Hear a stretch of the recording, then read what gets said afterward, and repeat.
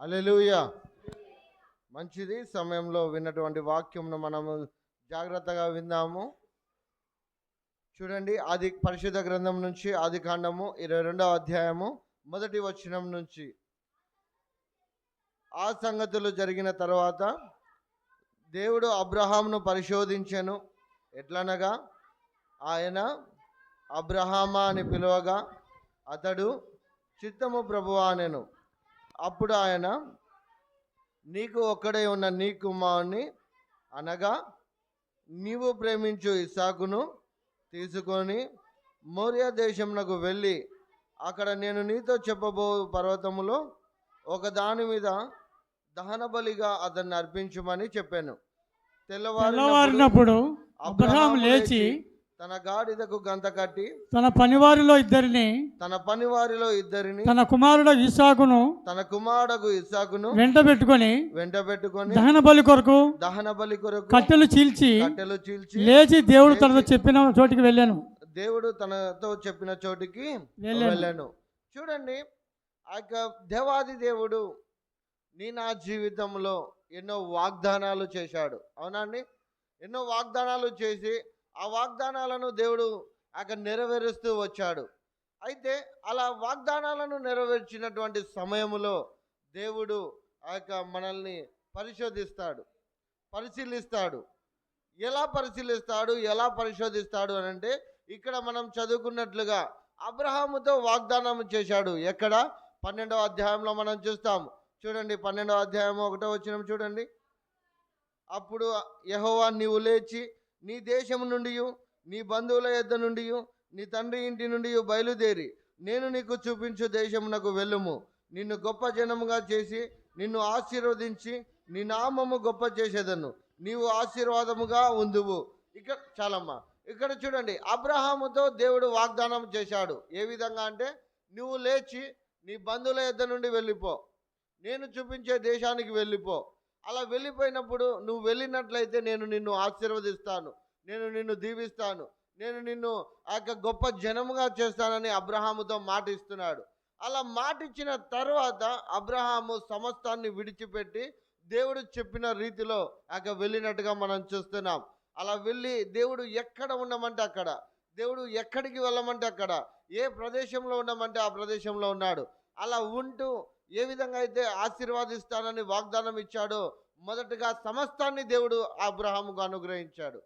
ఆస్తిపాస్తులను దేవుడు అనుగ్రహించాడు, ఐశ్వర్యాన్ని అనుగ్రహించాడు. కానీ ఒక కొదువ మాత్రం ఉంది. ఒక కొదువ ఏమిటంటే, నిన్ను అనేకమైన జనముగా చేస్తానని వాగ్దానం ఇచ్చినటువంటి దేవుడు ఆ వాగ్దానాన్ని నెరవేర్చడానికి తనకు కుమారుని ఇవ్వడానికి దాదాపు 25 సంవత్సరాలు పట్టినట్టుగా మనం చూస్తాం. అయితే ఇక్కడ దేవుడు ఎలా ఆదామును పరిశోధించాడు అనేది మనం చూద్దాము. అలాగే దేవుడు ఆదామును ఎలా ఆశీర్వదించాడు అనేది మనం చూద్దాము. చూడండి, ఇక్కడ చదువుకున్న లేఖన భాగంలో ఆ సంగతులు జరిగిన తర్వాత అసలు ఏం జరిగింది, ఆ సంగతులు అంటే ఏం జరిగినాయి, ఆ సంగతులు ఏం జరిగినాయి అంటే ఒక్క పేజీ తిప్పండి. 21వ అధ్యాయం చూడండి, 1వ వచనం చూడండి. యెహోవా తాను చెప్పిన ప్రకారము శారాను దర్శించెను. యెహోవా తానిచ్చిన మాట చొప్పున శారాను గూర్చి చేసెను. ఎట్లనగా దేవుడు అబ్రహాముతో చదవమ్మా నిర్ణయ నిర్ణయ కాలములో శారా గర్భవతి అతని ముసలితనమందు అతనికి కుమారుని కనెను. హల్లెలూయా, హల్లెలూయా. చూడండి, దేవుడు ఏదైతే చెప్పాడో, దేవుడు ఏ వాగ్దానాన్ని అయితే ఇచ్చాడో ఆ వాగ్దానాన్ని నెరవేర్చాడు. ఎప్పుడు అంటే అబ్రహాము ముసలితనంలో దేవుడు అబ్రహామును ఆశీర్వదించాడు, దీవించాడు. ఒకనొక సందర్భంలో అబ్రహాము అన్న కుమారుడైనటువంటి లోతు అబ్రహాము నివసించడానికి కూడా సరిపోలేనటువంటి ఆస్తి కలిగినటువంటి ఆ రీతిలో దేవుడు ఆశీర్వదించాడు. అంతలా దేవుడు దీవించాడు. అలా దీవించిన తర్వాత ఏ కొదువైతే ఉన్నదో, ఏ లోటు అయితే ఉందో ఆ లోటును అబ్రహాము పట్ల దేవుడు కలగజేసుకొని దేవుడు తీర్చాడు. ఏ విధంగా అంటే, ఆ దేవుడు తాను ఏ మాట అయితే చెప్పాడో తాను చెప్పిన ప్రకారమే, తాను చెప్పిన నిర్ణయ కాల సమయంలోనే అబ్రహామును శారాను జ్ఞాపకం చేసుకొని వారిని దర్శించి శ్రేష్టమైన కుమారుణ్ణి దేవుడు అనుగ్రహించాడు. అయితే అటు రీతిలో ఆశీర్వదింపబడినటువంటి ఆ యొక్క అబ్రహామును దేవుడు పరిశోధించాడండి. ఎలా పరిశోధించాడంటే చూడండి, ఎలా పరిశోధించాడంటే 22వ అధ్యాయం 2వ వచనం. అప్పుడు ఆయన, నీకు ఒక్కడే ఉన్న నీ కుమారుని అనగా నీవు ప్రేమించు. ఇక్కడ చూడండి స్పష్టంగా లిఖింపజేశాడు. నీకు ఒక్కడే ఉన్న నీ కుమారుని అనగా నీవు ప్రేమించు. ఇది బాగా జాగ్రత్తగా పట్టుకోండి. నీవు ప్రేమించు నీ కుమారుడైనటువంటి ఇస్సాకును దహన బలిగా నాకు అర్పించు అని అడిగినాడు. చూడండి, దేవాది దేవుడు అబ్రహాముకు ఇచ్చింది ఎప్పుడు ఇచ్చాడు? దాదాపు 25 సంవత్సరాల తర్వాత కుమారుని ఇస్తే ఆ కుమారుని మళ్ళా దేవుడే బలి ఇవ్వమని అడుగుతున్నాడు. అందుకే దేవుడు నిన్ను ప్రేమించి, దేవుడు నిన్ను ఆశీర్వదించి, నువ్వు ఏదైతే దేవుని సన్నిధిలో అడుగుతున్నావో, నువ్వు దేవుని సన్నిధిలో ఏమైతే విన్నపాలు విన్నవించుకుంటున్నావో వాటన్నిటినీ దేవుడు నీకు అనుగ్రహించినప్పుడు మరి నీవు వాటిని ప్రేమిస్తున్నావా లేకుంటే దేవుణ్ణి ప్రేమిస్తున్నావా అని దేవుడు నిన్ను ఖచ్చితంగా పరిశోధిస్తాడు అన్నాడు. అందుకే స్పష్టంగా లిఖింపజేసి ఉన్నాడు, నీవు ప్రేమించు నీ కుమారుని. అంటే నువ్వు కుమారుని ఎక్కువ ప్రేమిస్తావా లేకుంటే నన్ను ఎక్కువ ప్రేమిస్తావా అని దేవుడు పరిశోధించాడు అబ్రహామును. ఈనాడు నిన్ను కూడా అంతే. నీకు దేవుడు ఎన్నో ఆశీర్వాదాలు ఇచ్చాడు, ఎన్నో దీవెనలు ఇచ్చాడు, ఎంతో ఆయుష్నిచ్చాడు, ఆరోగ్యాన్ని ఇచ్చాడు. అలా ఆరోగ్యాన్ని ఇచ్చినటువంటి దేవుని సన్నిధిలోకి వచ్చినటువంటి నీవు ఎలా దేవుని సన్నిధిలో గడుపుతున్నావు, ఎలా దేవుణ్ణి మహిమపరుస్తున్నావు, ఎలా నీ దేవుని ఎదుట నువ్వు కృతజ్ఞతగా ఉన్నావు, దేవుడు నీకు ఇచ్చిన దాన్ని బట్టి నువ్వు దేన్ని ప్రేమిస్తున్నావు ఒక్కసారి ఆలోచించుకుందాం. ఎందుకంటే అన్నాడు అబ్రహాము తన కుమారుని ప్రేమించేవాడు, తన కుమారుని ఇష్టపడేవాడు. కానీ కుమారుని ఎక్కువ ఇష్టపడతాడా లేకుంటే నన్ను ఎక్కువ ఇష్టపడతాడా అని దేవుడు పరిశోధించినట్టుగా మనం చూస్తున్నాం. అందుకే ఒక మాట అన్నాడు చూడండి, ద్వితీయోపదేశకాండము 8వ అధ్యాయము 8వ అధ్యాయము 2వ వచనం చూడండి. మరియు నీవు ఆయన ఆజ్ఞలను గైకొందువో లేదో, ఆయన ఆజ్ఞలను గైకొందువో లేదో, నిన్ను శోధించి నీ హృదయంలో నున్నది తెలుసుకొనుటకు నిన్ను అనుచు నిమిత్తమును అరణ్యములలో ఈ 40 సంవత్సరములు నీ దేవుడైన యెహోవా నిన్ను నడిపించిన మార్గమంతటిని జ్ఞాపకం చేసుకొనుము. చాలండి. ఇక్కడ చూడండి, ఆ దేవుడు ఏమంటున్నాడంటే ఆయన ఆజ్ఞలను గైకొందువో లేదో నిన్ను శోధించి నీ హృదయంలో ఉన్నది తెలుసుకొనుటకు నిన్ను శోధిస్తాడు, నిన్ను పరిశోధిస్తాడు. అలా నిన్ను పరిశోధించినప్పుడు, నిన్ను శోధించినప్పుడు మరి నీవు ఏ విధంగా ఉంటున్నావు, నీ హృదయంలో దేవుని పట్ల ఏ విధంగా కృతజ్ఞత కలిగి ఉంటున్నావు, నీ పట్ల నీకు ఇచ్చినటువంటి దేవుని యొక్క గొప్ప కార్యాలు కావచ్చు, దేవుడు నీ జీవితంలో చేసిన గొప్ప ఆశీర్వాదములు కావచ్చు, గొప్ప మేలులు కావచ్చు. అయితే వాటిని పట్టుకొని నువ్వు దేవుని ఎలా మహిమపరుస్తున్నావు, నీ హృదయంలో దేవుని పట్ల ఎలా ప్రేమిస్తున్నావు అనేది చాలా ప్రాముఖ్యము. అందుకే ఇక్కడ ఏమంటున్నాడంటే నీవు ఆయన ఆజ్ఞలను గైకొందువో లేదో నిన్ను శోధించి నీ హృదయంలో ఉన్నది తెలుసుకొనుటకు. ఎందుకు శోధిస్తాడంటే నువ్వు ఆయన ఆజ్ఞలను గైకొంటావో లేదో అని నిన్ను శోధిస్తాడు అన్నాడు. అబ్రహామును కూడా చూడండి, అబ్రహాము తన ఒక్కగానొక్క కుమారుడైనటువంటి ఇస్సాకును ప్రేమిస్తున్నటువంటి సమయంలో నీవు ప్రేమిస్తున్నటువంటి ఇస్సాకును నాకు బలిగా ఇవ్వని ఆ యొక్క దేవాది దేవుడు అబ్రహామును పరిశోధించినట్టుగా మనం చూస్తున్నాం. అదే ఇక్కడ కూడా మనం చూస్తున్నాం, నీ హృదయంలో దేవుని పట్ల ఏ విధంగా భయభక్తులు కలిగి ఉన్నావు, దేవుని వాక్యం పట్ల ఏ విధంగా విధేయులుగా ఉంటున్నావు, లేదా దేవుని యందు భయభక్తులు ఎలా నిలుపుతున్నావు అనేది బహు ప్రాముఖ్యమైనది. ఎందుకంటే దేవుడు పై రూపంను చూడడు, కానీ లోపల ఉన్నటువంటి అంతర్భాగమునే దేవుడు చూసేవాడుగా ఉన్నాడు. మనం చూస్తాము కదా, దావీదును ఆ యొక్క సమూయేలు అభిషేకించడానికి వచ్చినప్పుడు ఎస్ఐ ఇంట ప్రవేశించినప్పుడు ఎస్ఐ కుమారులను అందరినీ ఒక్కొక్కరిని పిలిచినప్పుడు ఎవరిని ఆ యొక్క సమూయేలేమో వారి ఎత్తును వారి రూపమును చూసి ఆ యొక్క ఆశ్చర్యపడుతున్నప్పుడు మనుషులు పై రూపమును మాత్రమే లక్ష్య పెడుతురు, కానీ దేవుడు హృదయ వాంఛలను ఎరిగినవాడు, హృదయాలను లక్ష్య పెట్టువాడని ఆ సమయంలో మనం చూస్తాం. అయితే ఈనాడు దేవుడు నీకు ఇచ్చినటువంటి ఆశీర్వాదం ఏదైతే ఉన్నదో, దేవుడు నీకు చేసిన మేలు ఏదైతే ఉన్నదో, ఆ మేలులను బట్టి నువ్వు దేవుని సన్నిధిలో ఎలా ఉంటున్నావు, నువ్వు దేవుని సన్నిధిలో ఆయన ఆజ్ఞలను ఎలా పాటిస్తున్నావు, ఆయన ఎంతో భయభక్తులు కలిగి ఎలా ఉంటున్నావు అనేది చాలా ప్రాముఖ్యం. ఎందుకంటే ఆనాడు అబ్రహామును పరిశోధించాడు. ఎవరు పరిశోధించాడు? సాక్షాత్తు దేవాది దేవుడే పరిశోధించాడు. ఎలా పరిశోధించాడంటే నన్ను ఎక్కువగా ప్రేమిస్తాడా లేకుంటే తన కుమారుని ఎక్కువ ప్రేమిస్తాడా అని. ఎందుకంటే లేక లేక పుట్టిన సంతానం దాదాపు 25 సంవత్సరాలు దేవుని కొరకు ఎదురు చూసి ఆ పుట్టినటువంటి కుమారుని దేవుడు బలిగా అర్పించమని అడిగినప్పుడు మరి ఆ బలిగా అర్పించడానికి అబ్రహాము వెనుక తీయలేదండి. దేవుడు ఏ మాట అయితే చెప్పాడో, ఎక్కడికైతే వెళ్ళమన్నాడో ఆ వెళ్ళమన్న స్థలములోనే అబ్రహాము ఇస్సాకును తీసుకొని వెళ్ళాడు బలి ఇవ్వడానికి. మరి ఈనాడు నువ్వు దేన్ని ఎక్కువ ప్రేమిస్తున్నావు? నువ్వు దేని పట్ల నువ్వు ఎక్కువ మక్కువ కలిగి ఉంటున్నావు? నీవు లోక ఆశలపైన ఎక్కువ ప్రేమ కలిగి ఉంటున్నావా, లేదా దేవుని యొక్క ఆజ్ఞలపైన, దేవుని యొక్క మాటలపైన, దేవుని యొక్క సన్నిధిని నువ్వు ఎక్కువ ప్రేమిస్తున్నావా? ఒక్కసారి ఆలోచించండి. ఎందుకంటే చాలా వరకు దేవుని సన్నిధిలోకి వచ్చినటువంటి మనము కేవలము నామకార్థంగా మనం వచ్చినట్లయితే అది వ్యర్థం అవుతుంది. ఎందుకంటే ఈ స్థలం ముందు చేయబడి ప్రార్థన మీద ఆయన కనుదృష్టి నిల్చునని ఆయన వాగ్దానం ఇచ్చాడు. వారు వేడుకొనక మునుపే నేను మీకు ఉత్తరం ఇస్తానని వాగ్దానం ఇచ్చినటువంటి దేవుడు. మరి అటువంటి దేవుని సన్నిధిలో నువ్వు ఏ మనవులనైతే నువ్వు మొరపెడుతున్నావో వాటిని దేవుడు నీకు ఇచ్చినప్పుడు మరి నువ్వు దేవుణ్ణి ఎలా గణపరుస్తున్నావు? దేవుణ్ణి ఎలా ప్రేమిస్తున్నావు? దేవుని యందు ఎలా కృతజ్ఞత కలిగి ఉంటున్నావు? అందుకే కృతజ్ఞతార్పణలు చెల్లిస్తూ ఆయన గుమ్మములలో ప్రవేశించమన్నాడు. మరి నిన్ను దేవుడు గడిచిన నెలంతటిలో కాపుదలనిచ్చాడు, గడిచిన నెలంతటిలో మంచి ఆరోగ్యాన్ని ఇచ్చాడు, శ్రేష్టమైన పనులను ఇచ్చాడు, క్షేమాన్ని ఇచ్చాడు. మరి అటు క్షేమాన్ని పొందుకున్నటువంటి నీవు, అటు ప్రేమను పొందుకున్నటువంటి నీవు, అటువంటి ఆశీర్వాదాలను పొందుకున్నటువంటి నీవు మరి దేవుని సన్నిధిలో ఎలా కృతజ్ఞతలు తెలియజేస్తున్నావు? ఎలా కృతజ్ఞత కలిగి ఉంటున్నావు? ఒకసారి ఆలోచించండి. ఎందుకంటే దేవుడు పరిశోధిస్తాడు. ఎలా పరిశోధిస్తాడంటే ఇదే ద్వితీయోపదేశ ఖండము 13వ అధ్యాయంలో ఒక మాట అంటున్నాడు చూడండి. ద్వితీయోపదేశ ఖండము 13వ అధ్యాయము 3వ వచనం చూడండి. ఐగుప్తులో అతడు నీతో చెప్పిన సూచక క్రియ కానీ మహత్కార్యము కానీ సంభవించినట్లు ఆ ప్రవక్త మాటలను కలుల కనువాని మాటలు వినకూడదు.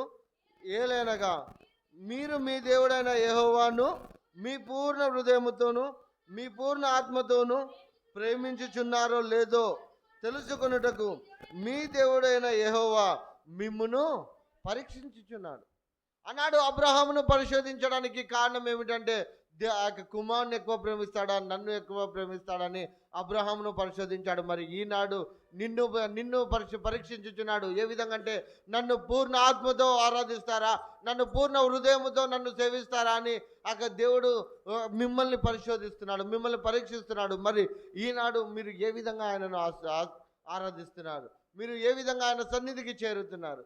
మీరు ఏ విధంగా ఆయన సన్నిధిలో గడుపుతున్నారు? ఒక్కసారి జ్ఞాపకం చేసుకునండి. ఎందుకంటే దేవుడు మనల్ని పరీక్షిస్తాడు, దేవుడు మనల్ని పరిశోధిస్తాడు. అలా పరీక్షించినప్పుడు కావచ్చు, అలా పరిశోధించినప్పుడు కావచ్చు, మరి దేవుని ఎదుట నీవే విధంగా ఉంటున్నావు?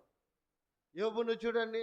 యోబుకు సమస్తాన్ని తీసివేశాడు, ఒక్క మాటతో అన్నిటినీ తీసివేశాడు. ఒకటే రోజున కుమారులను కోల్పోయాడు, ఆస్తిపాస్తులను కోల్పోయాడు, సమస్తము కోల్పోయి అనారోగ్యాన్ని తెచ్చుకున్నాడు. కానీ దేవుడే ఇచ్చాడు, దేవుడే తీసుకున్నాడు, దేవునికి స్తోత్రం అని అన్నారు. అలాంటి స్థితిలోకి మనం రావాలి, అలాంటి విశ్వాసంలోకి మనం రావాలి. గడిచిన నెలలో ఇదే 4వ తారీఖున అనుకుంటాను, 4వ తారీఖున నేను ప్రసాదయ్య వెలుగుడికి వెళ్ళి వచ్చాం. వెలుగుడికి వెళ్ళి వచ్చిన తర్వాత వెళ్ళి వస్తున్న మధ్యలో నిలబడినలకు బైక్ తగిలింది. బైక్ తగిలిన తర్వాత ప్రసాదయ్య ఒకటే మాట అంటున్నాడు. ఏమని అన్నాడంటే, అయ్యా నాకు తగిలింది కాబట్టి దేవునికి స్తోత్రం అయ్యా, నీకు తగిలింటే నా పరిస్థితి ఏమవునని చెప్పి అంటున్నాడు. అంటే దేవునికి కృతజ్ఞత ఏ విధంగా ఉంటున్నాం, దేవుని సన్నిధిలో ఏ విధంగా ఉంటున్నాం, దేవునికి ఎలా కృతజ్ఞతలు తెలియజేస్తున్నాం అనేది చాలా ప్రాముఖ్యం ప్రియులారా. ఎందుకంటే దేవుని సన్నిధిలో నీకు ఏది ఇచ్చిననో అది మేలు కొరకే ఇస్తాడు, ఏది ఇచ్చిననో అది నీకు ఆశీర్వాదకరంగానే ఇస్తాడు. మరి అటు ఆశీర్వాదాలను, అటు దీవెనలను పొందుకున్నటువంటి నీవు దేవుని సన్నిధిలో కృతజ్ఞత ఏ విధంగా కలిగి ఉంటున్నావు? ఒకటే మాట అన్నాడు. ఏమని అంటే, అయా హాస్పిటల్లో వేరే వ్యక్తులు ఒక మాట అంటున్నారు, అందరూ సరిసగం వేసుకోండి, తొలకపోయినందుకు నీకింత, గుద్దినందుకు ఆయనకింత అని చెప్పి సరిసగం వేస్తుంటే ప్రసాద్ అయ్య ఒక్కటే మాట అన్నాడు. ఏమనంటే, అయ్యా నీతో ₹1 నేను తీసుకున్నట్లయితే నా విశ్వాసం ఏమి కావాలా అని చెప్పి వెంటనే చెప్పినటువంటి మాట బహు గొప్పది. ఆ రీతిలో చెప్పగలిగినాడు అని అంటే దేవుని ఎంతగా ప్రేమించి ఉండాలా, దేవుని యందు ఎంతగా విశ్వాసం కలిగి ఉండాలా చూడండి. అంటే ఆనాడు జరిగినటువంటి సిచ్యువేషన్లో ఏం తోచని స్థితిలో ఉన్నప్పుడు దాదాపు ₹1,00,000 అవుతుంది అన్నటువంటి ఆపరేషన్ను ఆ మాట చెప్పినప్పుడు దేవుడు గొప్పగా చేసి కేవలము అదేదో కార్డు, ఆరోగ్యశ్రీ కార్డు కిందనే, అసలు ఆరోగ్యశ్రీ కార్డులు ఇప్పుడు పని చేయట్లేదు. అలా ఆరోగ్యశ్రీ కార్డులు పనిచేయటువంటి సిచ్యువేషన్లో కూడా దేవుడు దానిని ఉపయోగించి ₹1,00,000 పడుతుంది అన్నటువంటి ఆపరేషన్ను 25,000కు 30,000కే ఆపరేషన్ను జరిగించాడు. అంటే ఆ రీతిలో దేవుడు ఆ విధంగా తగ్గించడానికి, ఆ రీతిలో దేవుడు ఆ విధంగా ఆశీర్వదించడానికి గల కారణం ఏమిటంటే దేవుని పట్ల ఉన్నటువంటి కృతజ్ఞత భావం. మరి ఆనాడు అబ్రహాము కూడా దేవుని పట్ల కృతజ్ఞత కలిగి ఉన్నాడు కాబట్టి దేవుడు పరిశీలించినప్పుడు ఇదిగో నువ్వు వెళ్ళి నీ కుమారుని బలిగా ఇవ్వు అని చెప్పినప్పుడు మాట్లాడకుండా వెళ్ళిపోయాడు అబ్రహాము. మరి ఈనాడు దేవుడు గడిచిన నెలంతటిలో నీకు ఎన్నో ఆశీర్వాదాలను ఇచ్చాడు, ఎన్నో దీవెనలు ఇచ్చాడు.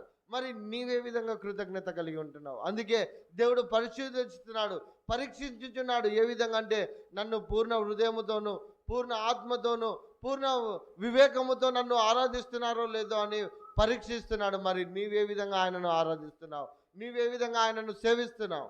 ఒక్కసారి జ్ఞాపకం చేసుకోనండి. ఎందుకంటే ఆనాడు అబ్రహాము చెప్పిన మాట చొప్పున మాట్లాడకుండా వెళ్ళాడండి. చూడండి, ఇదే ఆదికాండము 22వ అధ్యాయము, ఆదికాండము 22వ అధ్యాయము 10వ వచనం 9 నుంచి చూడండి అమ్మా. అలాగూ వారిద్దరు కూడి వెళ్ళి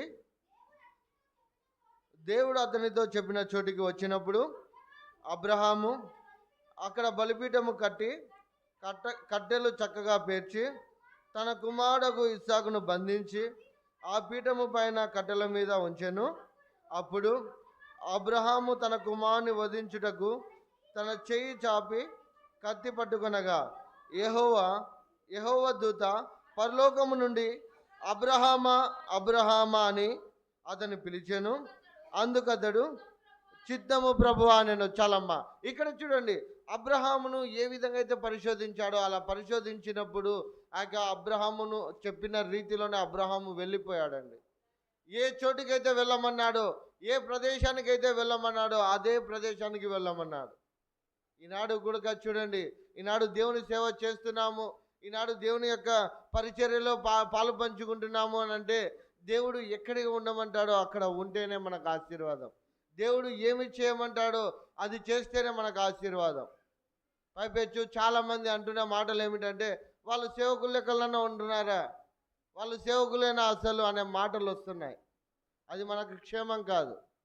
ఆనాడు అబ్రహాము దేవుడు చెప్పిన ప్రదేశానికి వెళ్ళాడు, దేవుడు చెప్పినట్టుగా చేశాడు. ఈనాడు అదే రీతిలో మేము కూడా ఈ ప్రదేశంలో గోనవరంలో సేవ చేయగలుగుతున్నామంటే అది మా సొంత నిర్ణయం వల్ల కాదు, లేకుంటే మేము కల్పించుకొని ఇక్కడికి వచ్చినది కాదు.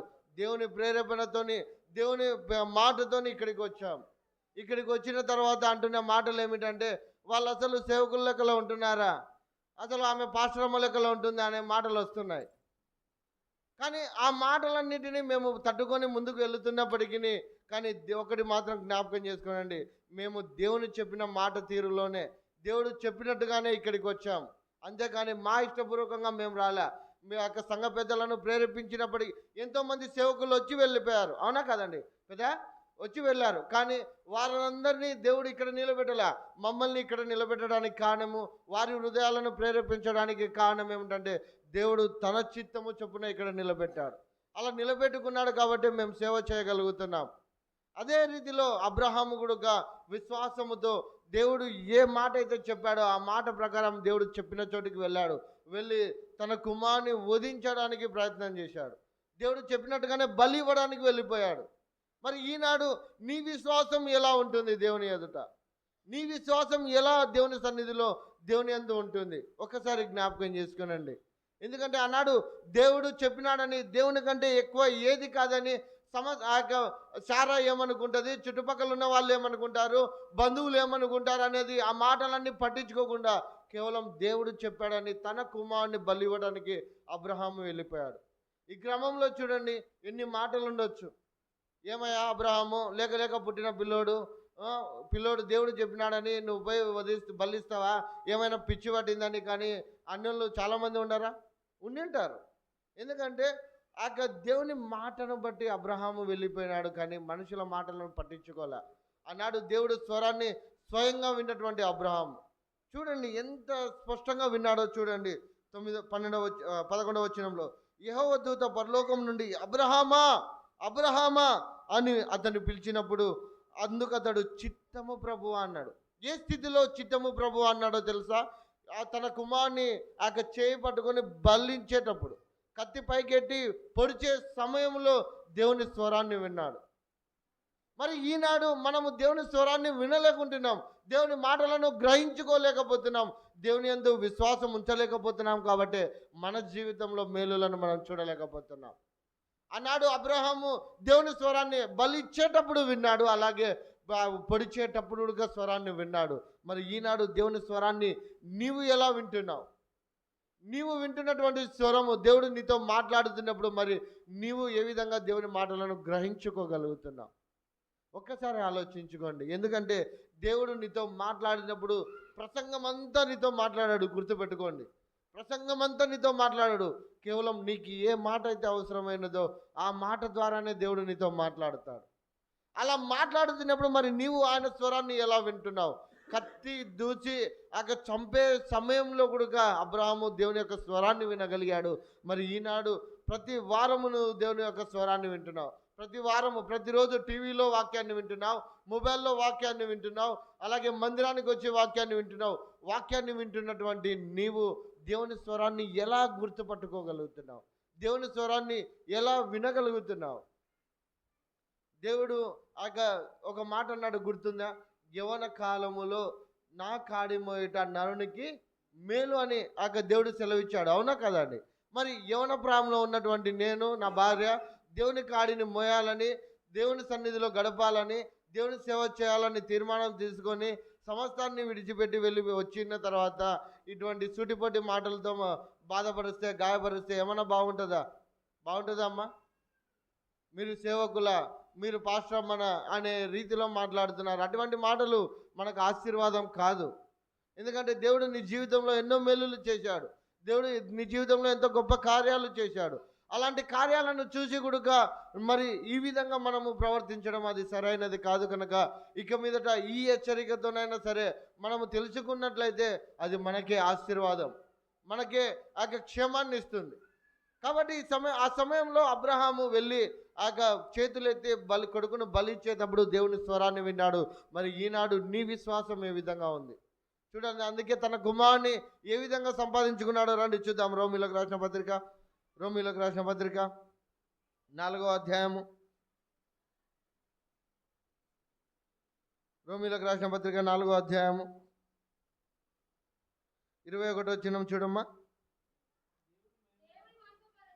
దేవుని మహిమపరిచి 20వ వచనం కూడా చూడండి. అవిశ్వాసము వలన దేవుని వాగ్దానమును గురించి సందేహింపక దేవుని మహిమపరిచి ఆయన వాగ్దానము చేసిన దాన్ని నెరవేర్చుటకు సమర్థుడని రుడిగా విశ్వసించి విశ్వాసము వలన బలం పొందాను. ఎలా బలం పొందాడు?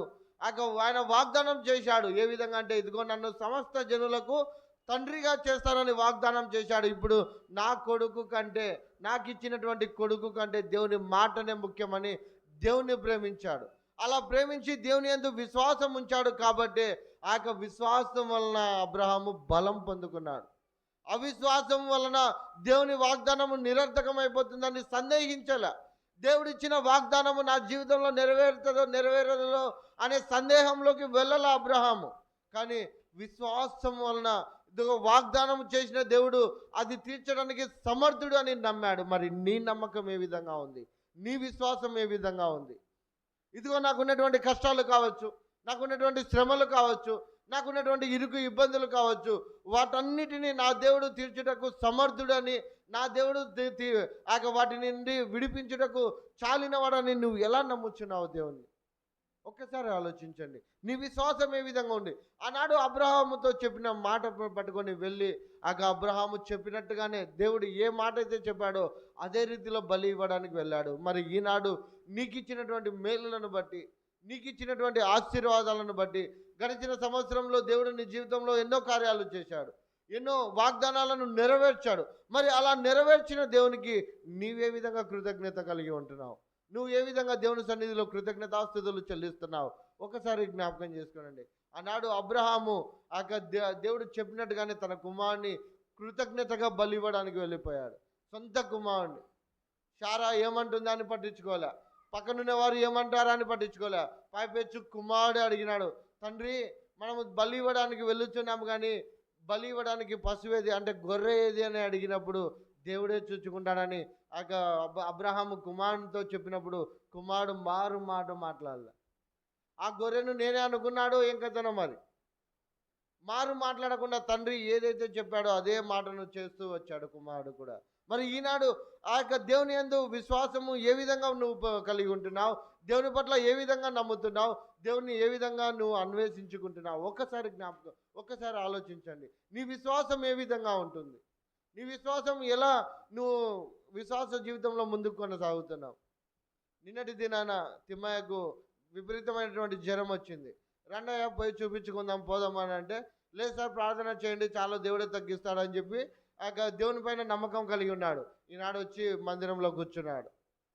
నిన్నటి దినాన అంత జ్వరము అంత అనారోగ్యంతో బాధపడుతున్న వ్యక్తి ఈరోజు దేవుని సన్నిధిలో కూర్చోడానికి కావాల్సింది, దేవుని సన్నిధిలో కూర్చున్నాడు అని అంటే ఏమిటి కారణమైంది? తన విశ్వాసము దేవుని పట్ల బలంగా ఉంది. నా దేవుడు నాకు ఆరోగ్యాన్ని ఇస్తాడని ఆ విధంగా దేవుడిని నమ్మాడు కాబట్టి, దేవుడిని రుడిగా విశ్వసించాడు కాబట్టి ఈనాడు మధ్యలో వచ్చి కూర్చోగలిగాడు. మరి మన విశ్వాసం ఏ విధంగా ఉంటుంది? మన నమ్మకం దేవుని పట్ల ఏ విధంగా ఉంటుంది? ఆనాడు వృద్ధాపంలో ఉన్నటువంటి ముసలి వారికి కుమారుని ఇచ్చినప్పుడు ఆ కుమారుని బలి ఇవ్వమని అడిగితే అబ్రహాము వెనకబల్ల. మరి నీకు ఇచ్చిన మేలులను బట్టి, నీకు ఇచ్చిన ఆశీర్వాదాలను బట్టి దేవుని సన్నిధిలోకి కృతజ్ఞతార్పణలు తీసుకొని రండయ్యా, కృతజ్ఞతార్పణలు తీసుకొని రండమ్మా అని చెప్తే, దశంభాగములను తీసుకొని రండమ్మా అని చెప్తే, కేవలము కానుకల కోసమే మాట్లాడుతున్నారని చెప్పి మాట ఎంతవరకు సమంజసం? ఒక్కసారి ఆలోచన చేయండి. నీవు పోషించాలని, నీవు ఆశీర్వదింపబడాలని నీకు దేవుడు ఈ రీతిలో నిన్ను తీసుకొని రమ్మంటున్నాడు. ఈ రీతిలో నువ్వు ఇస్తావో లేదో అని నిన్ను పరిశోధిస్తున్నాడని ఒక్కసారి జ్ఞాపకం చేసుకోనండి. ఎందుకంటే దేవుడు నీకు ఇచ్చినది దేని కొరకు? నువ్వు ఇస్తావో లేదో అని నిన్ను పరీక్షించడానికి. అన్నాడు యోబు, దేవుడే ఇచ్చాడు, దేవుడే తీసుకున్నాడు, దేవునికి స్తోత్రం అని చెప్పగలిగాడు అని అంటే అంత విశ్వాస జీవితంలో యోబు వెళుతున్నాడు. మరి ఈనాడు ఈ మాటలు వింటున్నటువంటి నీకు నీ విశ్వాసం ఏ విధంగా ఉంటుంది? నీ విశ్వాసం దేవుని ఎదుట ఏ విధంగా ఉంటుంది? నీ నమ్మకాన్ని ఏ విధంగా దేవుని సన్నిధిలో నీ నమ్మకం ఏ విధంగా ఉంటుంది? ఒకసారి ఆలోచించండి. అందుకే అంటాడు యోహాను సువార్త 3వ అధ్యాయం 6వ వచనంలో అంటాడు కదా, చూడండి 3వ అధ్యాయం 16వ వచనం చూడండి. యోహాను సువార్త మనకందరికీ తెలిసిన వాక్యమే ఇది. దేవుడు లోకమును ఎంతో ప్రేమించెను కాగా ఆయన తన అద్వితీయ కుమారునిగా పుట్టిన వాని యందు విశ్వాసముంచు ప్రతి వాడును నశింపక నిత్య జీవము పొందినట్లు ఆయనను మనకు అనుగ్రహించాడు. మరి నీ విశ్వాసం ఏ విధంగా ఉంది? దేవుడు లోకాన్ని ఎంతో ప్రేమించి కాగా తన అద్వితీయ కుమారుడైనటువంటి ఆయన యందు విశ్వాసం ఉంచితే సమస్తాన్ని దేవుడు మనకు అనుగ్రహిస్తున్నాడే. మరి ఈనాడు నీవు దేవుని పట్ల ఏ విధంగా నమ్మకం కలిగి ఉన్నావు? నీ విశ్వాసం ఏ విధంగా ఉంది? అబ్రహాము వలె నువ్వు నమ్ముతున్నావా? అబ్రహాము వలె పరిశోధనలు దేవుడు పరిశోధించినప్పుడు, దేవుడు పరీక్షించినప్పుడు అబ్రహాము వలె నువ్వు నిలబడుతున్నావా? లేకుంటే అబ్రహాము వలె నువ్వు తొలగిపోతున్నావా? అబ్రహాము వలె లేకుండా నువ్వు తొలగిపోతున్నావా? ఒక్కసారి ఆలోచించండి. ఎందుకంటే దేవుని సన్నిధిలో దేవుని యందు నువ్వు నమ్మకం కలిగి ఉన్నట్లయితే, దేవుని యందు విశ్వాసము కలిగి ఉన్నట్లయితే ఆ విశ్వాసము చొప్పుననే దేవుడు నీకు సమస్తాన్ని చేస్తాడు. అందుకే స్పష్టంగా అంటున్నాడు ఏమనంటే అద్వితీయ కుమారునిగా పుట్టిన వాని యందు విశ్వాసముంచు ప్రతి ఒక్కరు నశింపక నిత్య జీవము పొందినట్లు ఆయనను మనకు అనుగ్రహించాడు. మరి నీ విశ్వాసం ఏ విధంగా ఉంది? నీ విశ్వాసం దేవుని పట్ల ఏ విధంగా ఉంది? నేను సంతోషంగా ఇస్తే దేవుడు నాకు సమృద్ధిగా దయచేస్తాడని ఆ విశ్వాసంలో ఉంటున్నావా? లేకుంటే నేను ఎందుకు ఇవ్వాలి, నేను ఇస్తే మళ్ళా పాస్టర్ గారు మేడల మిద్దెలు కట్టుకుంటారని ఆ ఆలోచనలో ఉంటున్నామా? ఒకసారి ఆలోచన చేయండి. ఎందుకంటే కృతజ్ఞత లేకుంటే, పాట ఉంది, ఆనంద యాత్ర ఇది ఆత్మీయ యాత్ర అనే పాట ఉంది కదా. కృతజ్ఞత లేని వారు వేల కొలదిగా కూలినను అనే పాట ఎప్పుడైనా విన్నారా? పెద్దలు ఉంటారు, ఎందుకంటే అది చాలా పాత పాట. ఆనంద యాత్ర అంటే కృతజ్ఞత లేని వారు నశించిపోతుంటారు. కృతజ్ఞత లేని వారు వేల కొలది, ఒకటి కాదు రెండు కాదు, వేల కొలదే నశించిపోయే వారిని మనం చాలామంది చూస్తుంటాం. మరి ఈనాడు దేవుడు నీకు ఇచ్చి ఉన్నాడు. నీకు ఇచ్చిన దాని పట్ల నువ్వే విధంగా కృతజ్ఞత ఉన్నావు? ఇదిగో నేను నీకు కుమారుని ఇచ్చాను కదా, నీకొక్కడే ఉన్న నీ కుమారుడు, నీవు ప్రేమించు నీ కుమారుని తీసుకుపోయి మోరియా పర్వతం మీద నేను చెప్పు స్థలంలో బలి అని అడిగినప్పుడు మాట్లాడకుండా అబ్రహాము వెళ్ళాడండి. అలా అబ్రహాము వెళ్ళిన తర్వాత దేవుడు ఎంత ఆశీర్వదించాడంటే చూద్దాం రండి. ఆదికాండము 22వ అధ్యాయము చూడండి, ఎంతగా ఆశీర్వదించాడంటే దేవుడు మనం మాటల్లో కూడా వర్ణించలేము. చూడండి, ఆదికాండము 22వ అధ్యాయము 16వ వచనం నుండి చూడండి అమ్మా, 15 నుంచి కూడా చదవండి. యెహోవా దూత రెండవ మారు పరలోకము నుండి అబ్రహామును పిలిచి ఇట్లా నేను నీకు ఒక్కడే ఉన్న నీ కుమారుని వెనక తీయక ఈ కార్యము చేసినందున నేను నిన్ను ఆశీర్వదించి ఆకాశ నక్షత్రముల వలెను సముద్ర తీరమందలి ఇసుక వలెను నీ సంతానమును నిశ్చయముగా విస్తరింపచేసేదను. నీ సంతతి వారు తమ శత్రువుల గవిని స్వాధీనపరచుకొందురు. మరియు నీవు నా మాట వినినందున భూలోకంలోని జనములన్నీ నీ సంతానం వలన ఆశీర్వదింపబడునని నా తోడని ప్రమాణం చేశాను. ఎవరి తోడు ప్రమాణం చేశాడంటే సాక్షాత్తు దేవాది దేవుడే నా తోడని ప్రమాణం చేస్తున్నాడు. ఏమనంటే ఇదిగో నీవు ఈ కార్యము చేసినందున, నీవు ఈ పనిని చేసినందున నిన్ను అత్యధికంగా ఆశీర్వదిస్తాను, నిన్ను అత్యధికంగా దీవిస్తాను. నీ సంతానము శత్రువుల గవిని స్వాధీనపరుచుకుంటుందని దేవాది దేవుడే సెలవిచ్చాడు. తన తోడని ప్రమాణం చేసి అంతలా ఆశీర్వదించాడు. ఈనాడు అబ్రహాము సంతానము శత్రువుల గవిని అంటే ఏమిటో కాదు, నిత్యమైనటువంటి పరలోక రాజ్యంను చేర్చుకుంటున్నారు. స్వాధీనపరచుకోవడానికి ఆస్కారం ఏదైతే ఉందో అబ్రహాము చూపించినటువంటి విశ్వాసము, అబ్రహాము కలిగి ఉన్నటువంటి విధేయత, ఆ విధేయత వలననే అబ్రహాము ఆ ఆశీర్వాదాన్ని పొందుకొని తమ శత్రువులు పొందుకోలేనటువంటి స్వాధీనపరచుకోలేనటువంటి గవిని అంటే పరలోక రాజ్యంను మనకు అనుగ్రహించాడు. మరి ఈనాడు దేవుడు నిన్ను ఆశీర్వదించి నిన్ను దీవించి నీకు మేలులు చేసినప్పుడు మరి దేవునికి నువ్వు ఎలా కృతజ్ఞత కలిగి ఉంటున్నావు? నువ్వు ఎలా దేవుని సన్నిధికి తీసుకొని వస్తున్నావు? ఒక్కసారి జ్ఞాపకం చేసుకోనండి. ఎందుకంటే ఆనాడు స్పష్టంగా లిఖింప చేసి ఉన్నాడు. ఏమనంటే అబ్రహామును యెహోవా దూత రెండవ మారు పరలోకం నుండి అబ్రహామును పిలిచి ఇట్లా నేను నీకు ఒక్కడే ఉన్న నీ కుమారుని, చూడండి, ఒక్కడే ఉన్న కుమార్నికుడుగా వెనుతీయనందుకు అబ్రహాము అంతగా ఆశీర్వదింపబడితే మరి ఈనాడు నీకు దేవుడు సమస్తాన్ని ఇచ్చాడు. మరి సమస్తాన్ని ఇచ్చినటువంటి దేవునికి నువ్వే విధంగా ఇస్తున్నావు? నువ్వే విధంగా దేవుని యందు కృతజ్ఞత కలిగి ఉంటున్నావు? ఒకసారి జ్ఞాపకం చేసుకోండి. నువ్వు ఇస్తేనే నిన్ను ఆశీర్వదిస్తాడు, నువ్వు ఇవ్వకపోతే నీకు ఆశీర్వాదాలు రావు. ఇది సత్యము. ఎందుకంటే ఆనాడు అబ్రహాము ఇచ్చాడు, తనకొక్కడే ఉన్నటువంటి ఒక్క కుమారుని ఇచ్చినందుకు తన సంతానం ఏ విధంగా ఉందంటే ఆకాశంలో నక్షత్రముల వలె ఉంది, ఇసుకలో రేణువుల వలె తన సంతానాన్ని అభివృద్ధి పరిచాడు.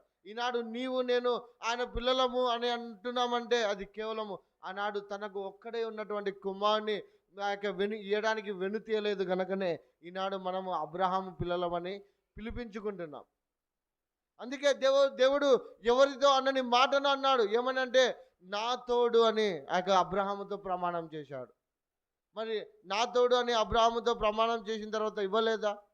అబ్రహాము ఇస్సాకును కనెను, ఇస్సాకు యాకోబును కనెను, యాకోబు తన 12 కుమారులను కనెను, 12 యూదానందు మరలా దావీదును కనెను, దావీదునందు లోక రక్షకుడైన ప్రభువైన యేసుక్రీస్తు అబ్రహాము సంతానంలో వచ్చాడండి.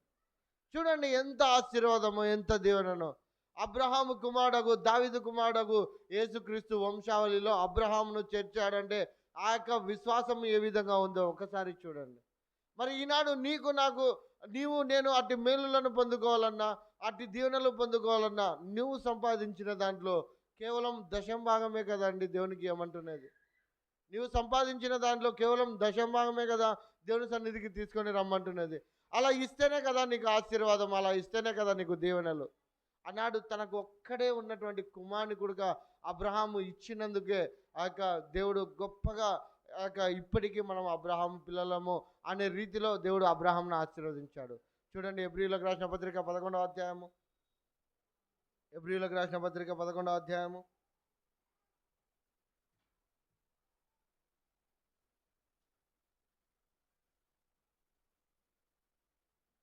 హెబ్రీయులకు రాసిన పత్రిక 11వ అధ్యాయము 17వ వచనం 19వ వచనం చూడండి.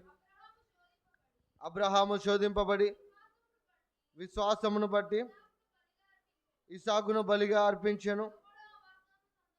ఎవడు ఆ వాగ్దానములు సంతోషముతో అంగీకరించెనో ఇస్సాకు వలనైనది నీ సంతానం అనబడునని ఎవనితో చెప్పబడినో ఆ అబ్రహాము మృతులను సైతము లేపుటకు దేవుడు శక్తిమంతుడని ఎంచిన వాడే తన ఏకైక కుమారుని అర్పించి ఉపమాన రూపముగా అతన్ని మృతులలో నుండి మరలా పొందాను. చూడండి ఆ ఉపమాన రూపముగా ఆ మృతులలో నుండి తన కుమారుడైనటువంటి ఇస్సాకును ఆ బలిగా అర్పించి పొందినట్టుగా మనం చూస్తున్నాం. మరి ఈనాడు నీకు ఇచ్చినటువంటి ఆశీర్వాదంలో, నీకు ఇచ్చినటువంటి దీవెనలను బట్టి నిన్ను పరిశోధిస్తాడా, పరిశోధించాడా? ఒక మాట చెప్పండి, అవునా కాదండి? దేవుడు నీకు కష్టాన్ని అనుమతించాడు, నీకు నష్టాన్ని అనుమతించాడు, ఇరుగు ఇబ్బందుల గుండా నువ్వు వెళుతున్నావు, అనారోగ్యాల గుండా నువ్వు వెళుతున్నావు. అలా వెళుతున్నప్పుడు నీకు కష్టం వచ్చిందని నువ్వు దేవుని సన్నిధిలో మొరపెట్టినప్పుడు ఆ మొరను దేవుడు విని నిన్ను ఆశీర్వదించి వాటినన్నిటినీ దూరపరిచినప్పుడు దేవుడు నిన్ను పరిశోధించడా? దేవుడు నిన్ను పరీక్షించడా? మరి అలా పరీక్షించినప్పుడు నువ్వు దేవుని పట్ల ఎలా ప్రేమను కలిగి ఉంటున్నావు, నువ్వు దేవుని పట్ల ఎలా కృతజ్ఞత కలిగి ఉంటున్నావు? ఒకసారి జ్ఞాపకం చేసుకున్నాను. ఎందుకంటే మనము ప్రభు బలలో చేయవేయబోతున్నాం, ప్రభు బలలో మనము ఆ ప్రభు శరీరంలో మనం పాలు పంచుకోబోతున్నాం.